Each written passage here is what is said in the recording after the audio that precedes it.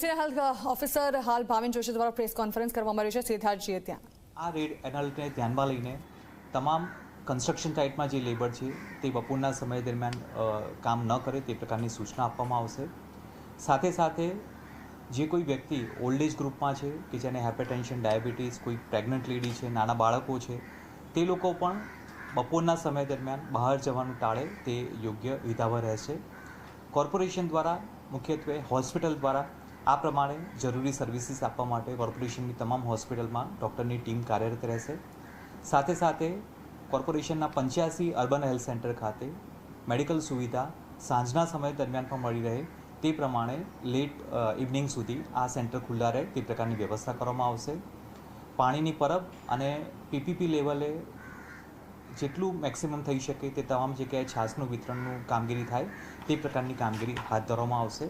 અને આ સાથે સાથે ગાર્ડન વિભાગને તેમજ લાઇટ વિભાગને ગાર્ડન લેટ નાઇટ સુધી ખુલ્લા રહે તેમજ જે ફાઉન્ટેન કાર્યરત છે તે પણ તમામ કાર્યરત રહે તેટલું એન્શ્યોર કોર્પોરેશન દ્વારા કરવામાં આવશે। મુખ્યત્વે આવનારા 5 દિવસ દરમિયાન ટેમ્પરેચર 45 ડિગ્રી રહેવાની શક્યતા રહેલી છે, જેથી કરીને બાળકો હોય, વૃદ્ધો હોય, પ્રેગ્નન્ટ લેડી હોય, જે કોઈ વર્કર બહાર એન્વાયરમેન્ટમાં કામ કરી રહ્યા છે બપોરના સમય દરમિયાન છાંયડામાં રહે તેવી એક અપીલ કરવામાં આવે છે। સાથે સાથે મુસાફરી દરમિયાન કે કોઈ વાહન ચાલક મુસાફરી કરતા હોય ત્યારે આઈધર દુપટ્ટો હોય, કેપ હોય કે અન્ય શરીરના ભાગોમાં સુતરાઉ કાપડથી ઢાંકેલું રહે તેવી એક પ્રકારની એક અપીલ કરવામાં આવે છે।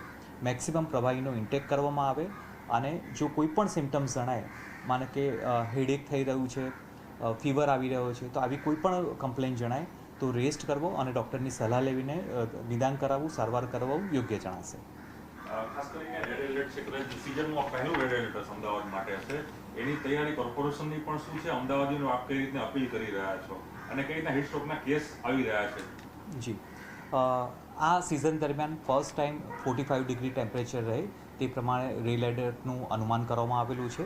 આવનારા દિવસોમાં કોર્પોરેશન દ્વારા હેલ્થ વિભાગની ટીમ, અન્ય વિભાગ જેમ કે સોલિડ વેસ્ટ મેનેજમેન્ટ વિભાગ છે, લાઇટ ડિપાર્ટમેન્ટ છે, કન્સ્ટ્રક્શન સાઇટમાં એસ્ટેટ ડિપાર્ટમેન્ટ છે, આ તમામ ડિપાર્ટમેન્ટ સાથે મળીને જે તેઓ લોકોને સૂચના આપવામાં આવેલી છે તે પ્રમાણે કામગીરી કરવામાં આવશે। મુખ્યત્વે હોસ્પિટલ અને હેલ્થ ડિપાર્ટમેન્ટમાં અત્યારે મેઇનલી એક ઇમરજન્સીના ભાગરૂપે કામગીરી કરવામાં આવશે।